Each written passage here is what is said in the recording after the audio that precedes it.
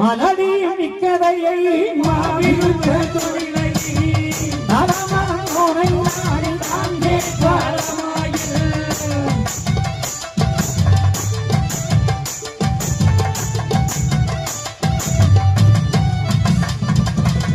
என்னாடை பார்வதியாய் ஈஸ்வரநாதனானை உன்னாடை மகளை உடனே இருக்குமடா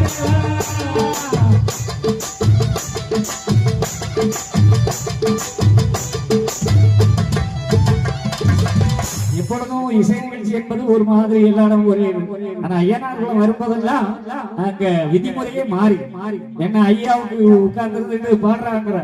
அப்ப அவரை சந்தோஷப்படுத்துறதுக்குதான் முதல்ல பாடுறதுனால வரைமுறையெல்லாம் தள்ளி போட்டு கடை கடை கடை பாடி போய் ஆமா அதெல்லாம் கேட்கறதுக்கு எல்லாரும் கொடுத்து வச்சிருக்கணும் இல்ல. அந்த எவ்வளவு சிறப்பு பாத்தீங்களா? அவர் ஆட நம்ம பாட நீங்க எல்லாம் கைதட்டி மன மகிழ்ச்சியோடு இருக்கு. இந்த சிறப்பு உண்மையிலே நாம வாழ்நாளே ஐயனார் குளத்துலதான் நடத்தி இருக்கிற. வேற எங்கேயும் இந்த அளவுக்கு சிறப்போடு நடத்தினதா எனக்கு என்ன அறிவு கிட்டத்தட்ட 10,911 மேடைகள் நடந்திருக்கிறேன்.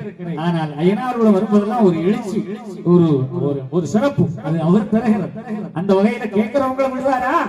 அதனாலதான் மலடியும் மிக்கதையும் ஆணிருப்பத்தோடு இழகி உருகி கேட்கணும். ஆமா ஏதோ உறக்கம் வந்துற போது கொஞ்ச நேரம் இருப்போம், அப்புறம் போவோம். மயக்கா கொஞ்சம் தள்ளு, கொஞ்சம் காலம் தள்ளு, லேச தலையை சாச்சுக்கிறேன் அண்டு கூட்டத்துக்குள்ள படுக்கப்படாது. பொதுவா பெண்கள் எல்லாம் பொது இடங்கள்ல படுக்கப்படாது. அதே ஐயாவுடைய சன்னிதானத்துல கோயில்ல வந்தா உறங்க ஆமா எங்க ஏரியாவில கட்சி நடக்கும்போது பார்க்கணுமே, பாடுறவங்க தான் இருப்பாங்க. முன்னால எல்லாம் படுத்தாங்க.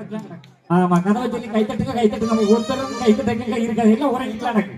ஆமா ஏன்னா நம்ம அப்படி இல்ல, உறங்க விட மாட்டோம். உறங்க விடுவோமா? உறங்கணும், தூக்கமே வரப்படாது.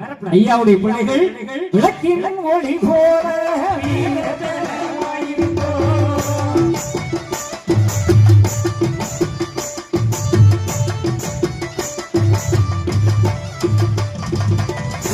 போல வீரத்தனமா இருக்கணும். ஆமா எங்கே ஒரு ஐயாவைக்காரங்க இருக்கிறார் அந்த இடம் வெளிச்சமாக இருக்கும், இருள் இருக்கவே கூடாது. ஆமா இருள் இருக்க விட வெளிச்சமா இருக்கணும். நாம மட்டுமல்ல இல்ல, அவன் உள்ளமும் வெள்ளையாக இருக்க வேண்டும். ஐயாவளிக்காரர் இருக்கிறான்னா அங்க இருள் இருக்க கூடாது. மந்திரமோ நானே